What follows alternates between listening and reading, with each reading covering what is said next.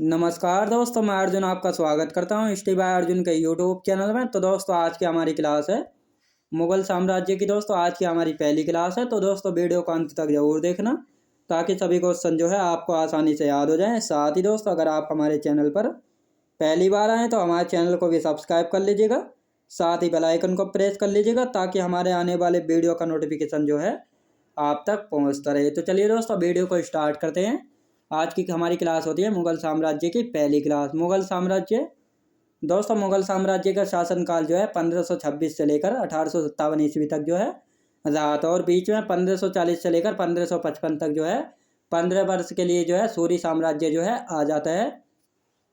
संस्थापक दोस्तों मुगल साम्राज्य का संस्थापक कौन था? बाबर जो है मुगल साम्राज्य का संस्थापक था। जन्म कब हुआ था इसका? 14 फरवरी 1483 में जो है इसका जन्म हुआ था। कहाँ पर हुआ था दोस्तों? फरगना में जो है इसका जन्म स्थान हुआ था, जो कि उज्बेकिस्तान में एक जगह पड़ती थी फरगना, वहाँ पर जो है इसका जन्म जो है हुआ था। इसके पिता कौन थे? उमर शेख मिर्जा जो है इसके पिता थे, और माता थी कुतलुग निगार इसकी माता थी। पिता की तरफ से जो है ये 5वीं पीढ़ी से तैमूर लंग से संबंधित है, याद रखेंगे। यानी बाबर जो था वह पिता की तरफ से जो है 5वीं पीढ़ी में जो है तैमूर लंग से जो है संबंधित था, याद रखेंगे। और माता की तरफ से जो है दोस्तों 14वीं पीढ़ी का जो है यानी चंगेज खान से जो है संबंधित है, याद रखें दोस्तों। यानी पिता की तरफ से 5वीं पीढ़ी से संबंधित है तैमूर लंग से, और माता की तरफ से 14वीं पीढ़ी से जो है संबंधित है चंगेज खान से जो है संबंधित था। बाबर 12 वर्ष की उम्र में जो है गद्दी पर बैठा था दोस्तों। बाबर जो है 12 वर्ष की गद्दी पर 12 वर्ष की उम्र में जो है गद्दी पर बैठा था, क्योंकि जब बाबर के पिता उमर शेख मिर्जा की मृत्यु हुई थी तो उस समय जो है बाबर की आयु कितनी थी? तो 12 वर्ष थी, और 12 वर्ष की अवस्था में ही जो है गद्दी पर बैठा था। कौन? बाबर, याद रखें दोस्तों। बाबर ने जो है समरकंद को 1497 में जो है जीता था। बाबर का भारत पर पहला आक्रमण दोस्तों, बाबर ने जो है भारत पर पहला आक्रमण कब किया था? तो पहला आक्रमण किया था दोस्तों यूसुफजई जाति पर किया था। 1518 से लेकर 1519 के बीच जो है ये युद्ध हुआ था। इसके बाद जो है इसके एक साल बाद बाजौर का युद्ध किया था 1520 में, और ये इन दोनों युद्धों को जो है जीता था, याद रखेंगे।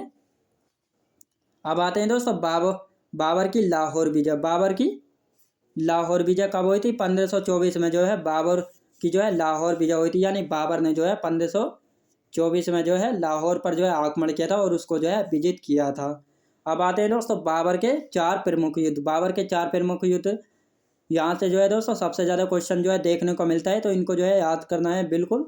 पहला था दोस्तों पानीपत का प्रथम युद्ध, जो कि 1526 में हुआ था दोस्तों। बाबर वर्सेज इब्राहिम लोदी के बीच जो है हुआ था, और इसी के बाद जो है लोदियों की जो है सत्ता समाप्त हो गई थी और मुगल साम्राज्य की जो है नींव पड़ी थी, याद रखेंगे। यह पानीपत का प्रथम युद्ध जो है इब्राहिम लोदी की तरफ से जो है विक्रमजीत थे, जो कि ग्वालियर के थे, वर्सेज बाबर, और बाबर के साथ दौलत खान लोधी, जो कि पंजाब का गवर्नर था। इसी ने जो है किसको बुलाया था दोस्तों? इसी ने बाबर को जो है बुलाया था कि इब्राहिम लोदी को आकर जो है तुम हरा दो। और साथ ही आलम खान लोधी भी जो है बाबर की तरफ था, जो कि इब्राहिम लोदी का जो है चाचा था, क्योंकि इब्राहिम लोदी ने जो है इसके पक्ष में जो है इसकी मांगें पूरी नहीं की थी, तो इसीलिए जो है आलम खान लोधी जो है बाबर की तरफ जो है मिल गया था। लेकिन इस युद्ध में जो है किसकी जीत हुई थी दोस्तों? पानीपत के प्रथम युद्ध में जो है बाबर की जो है जीत हुई थी। इस युद्ध में जो है बाबर ने तुलुगमा नीति का जो है प्रयोग किया था दोस्तों। तुलुगमा नीति क्या थी? तुलुगमा नीति ये थी कि ये जो है अपने साथ तोपों और बंदूकों का प्रयोग जो है इस युद्ध में जो है किया गया था, तो इसीलिए जो है इसने आसानी से जो है पानीपत का प्रथम युद्ध जो है जीत लिया था, क्योंकि इसने जो है उस पानीपत के प्रथम युद्ध में जो है तोपों का जो है प्रयोग जो है किया था। अब युद्ध में जो है तोप का प्रयोग किया था।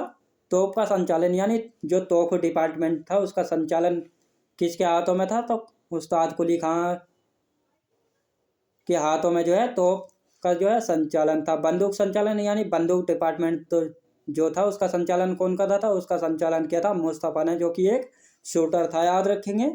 तो इस प्रकार जो है तुलुगमा नीति का प्रयोग करके जो है पानीपत का प्रथम युद्ध जो है जीता था कौन? बाबर। इस युद्ध के बाद जो है जब पानीपत का प्रथम युद्ध इसने जीता तो कलंदर की उपाधि जो है धारण कर ली थी। कलंदर की उपाधि यानी दान करने वाला यानी बड़े दिल वाला। इसने जो है बहुत सारा जो है दान दिया था और इसी प्रकार लोगों ने इसको जो है कलंदर जो है कहा था और इसी प्रकार इसने कलंदर की उपाधि जो है धारण की थी। अब आते हैं दोस्तों दूसरा युद्ध होता है खानवा का युद्ध। दूसरा युद्ध कौन था? दूसरा था खानवा का युद्ध। ये कब हुआ था दोस्तों? 1527 में हुआ था खानवा का युद्ध। बाबर वर्सेस राणा सांगा के बीच हुआ था और राणा सांगा की तरफ से आलम खां और दौलत खान ने जो है इसका साथ दिया था। पहले यानी पानीपत के प्रथम युद्ध में जो है आलम खां लोधी और दौलत खां लोधी ने जो है बाबर का साथ दिया था, लेकिन बाबर ने जो है इनकी मांगें पूरी नहीं की थी। कहा जाता है कि आलम खां लोधी और दौलत खां लोधी ने जो है बाबर को बुलाया था कि इनको जो है दीपालपुर की सूबेदारी देगा, लेकिन बाबर ने जो है अपनी बात से जो है पलट गया था। इनको जो है दीपालपुर की जो है सूबेदारी नहीं दी थी, इसीलिए जो है ये खानवा के युद्ध में जो है राणा सांगा के साथ जो है मिल गए थे और बाबर के विरुद्ध जो है इन्होंने युद्ध किया था। लेकिन खानवा का युद्ध भी कौन जीता था दोस्तों? इस युद्ध में जो है बाबर की जो है विजय हुई थी। कहा जाता है दोस्तों जब राणा सांगा इस युद्ध को जीतने वाले थे तब बाबर ने जो है जिहाद का नारा दिया था और जिहाद के नारे के बाद जो है इसने अपनी सेना के बीच जो है जिहाद का नारा दिया था कि ये युद्ध इस्लाम के लिए, इस्लाम की जिम्मेदारी जो है हमारे कंधे पर है। इस प्रकार कहा जाता है कि बाबर की सेना में जो है एक अलग ही स्फूर्ति यानी एनर्जी आ गई थी। इस प्रकार जो है बाबर इस युद्ध को भी जो है जीत गया था, याद रखेंगे। तो ये नारा दिया था, जिहाद का नारा दिया था बाबर ने खानवा के युद्ध में जो है दिया था। इसी युद्ध के बाद जो है गाजी की उपाधि धारण की थी। खानवा के युद्ध के बाद जो है गाजी की उपाधि धारण किसने की थी? बाबर ने जो है गाजी की जो है उपाधि धारण की थी। गाजी क्या होता है दोस्तों? गाजी होता है विधर्मी का कत्ल करने वाला, यानी जो इस्लाम धर्म को नहीं मानता था उसको विधर्मी जो है कहा जाता है और उनका जो कत्ल करने वाला यानी उनकी हत्या करने वाले को जो है गाजी जो है कहा गया था। तो इस युद्ध के बाद जो है इसने गाजी की जो है उपाधि धारण की थी। तीसरा युद्ध हुआ था दोस्तों चंदेरी का युद्ध। ये कब हुआ था दोस्तों? चंदेरी का युद्ध हुआ था 1528 में हुआ था।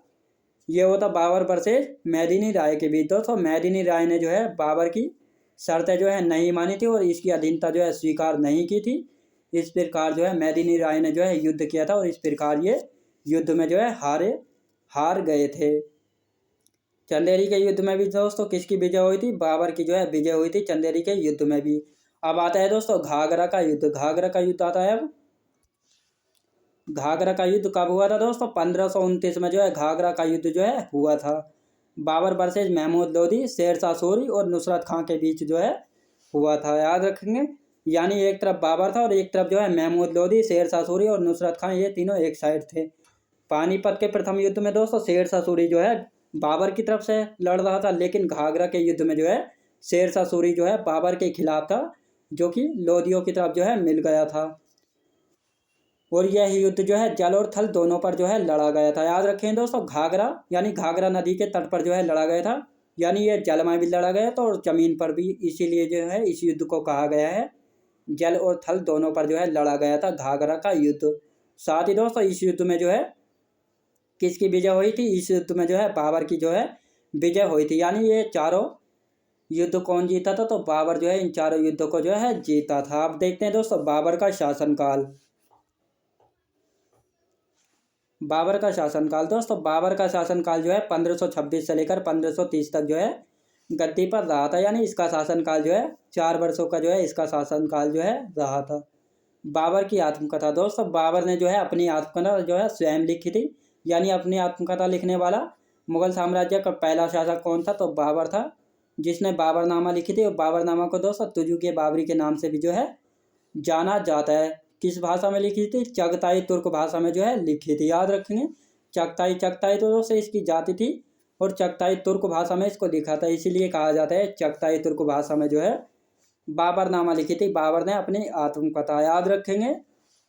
बाबर ने अपनी आत्मकथा में जो है कुल 7 राज्यों का जो है वर्णन किया था। 2 हिंदू राज्य थे और 5 मुस्लिम राज्य थे, जिनका जो है बाबर ने अपनी आत्मकथा में जो है बाबरनामे में जिनका जो है वर्णन किया था। मेवाड़ और विजयनगर साम्राज्य का जो है वर्णन किया था। मेवाड़ से तो दोस्तों महाराणा सांगा, जिनके बारे में जिक्र किया था कि इनसे किया था। और विजयनगर साम्राज्य में जो है किसका? कृष्णदेव राय का जो है जिक्र किया था बाबरनामा में।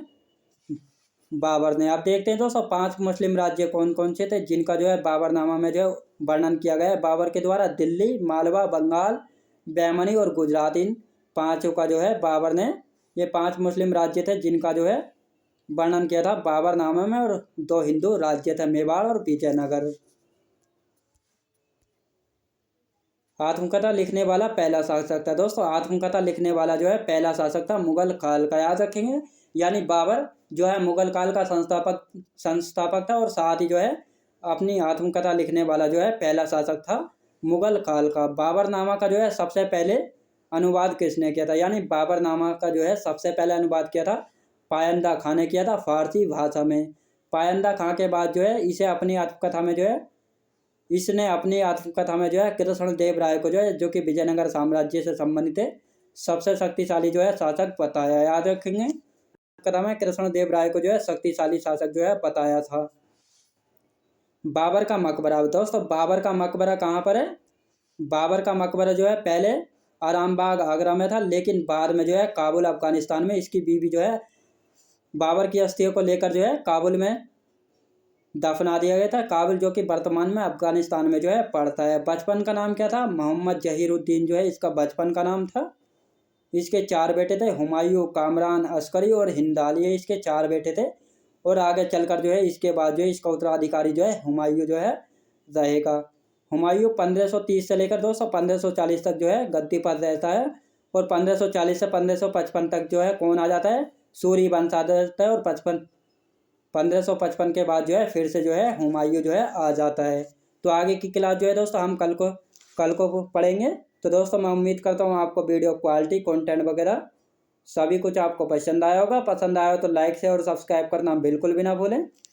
साथ ही दोस्तों अगर आप हमारे चैनल पर पहली बार आएँ तो हमारे चैनल को भी सब्सक्राइब कर लीजिएगा, साथ ही बेल आइकन को प्रेस कर लीजिएगा ताकि हमारे आने वाले वीडियो का नोटिफिकेशन जो है आप तक पहुँचता रहे। चलिए दोस्तों मिलते हैं नेक्स्ट वीडियोज़ में।